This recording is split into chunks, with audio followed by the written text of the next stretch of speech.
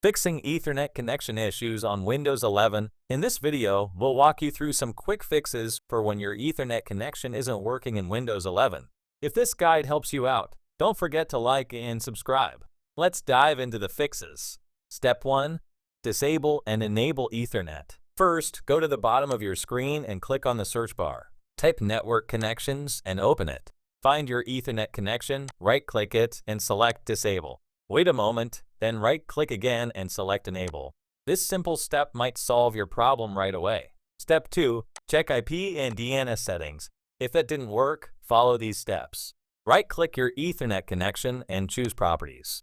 Select Internet Protocol version 4 IPv4 and click Properties. Make sure both obtain an IP address automatically and obtain DNS server address automatically are checked. Press OK and close. Check if your connection is working now. If not, move on to the next step. Step 3. Try manual DNS. Again, right-click your Ethernet connection and select Properties. Choose Internet Protocol version 4 and click Properties. This time, select Use the following DNS server addresses. Enter the following DNS addresses. Primary DNS 8.8.8.8, secondary DNS 8.84.4. Click OK and close, then check your connection again. Step 4. Reset your network. If the issue persists, you can try resetting your network. Click on the Windows Start button and open Settings. Navigate to Network and Internet, then scroll down to Advanced Network Settings. Scroll further to Network Reset under More Settings and click Reset Now.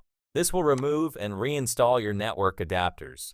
Step 5. Check your Ethernet cable. If none of the steps worked, there might be an issue with your Ethernet cable. Try swapping it out for another one to rule out any hardware issues.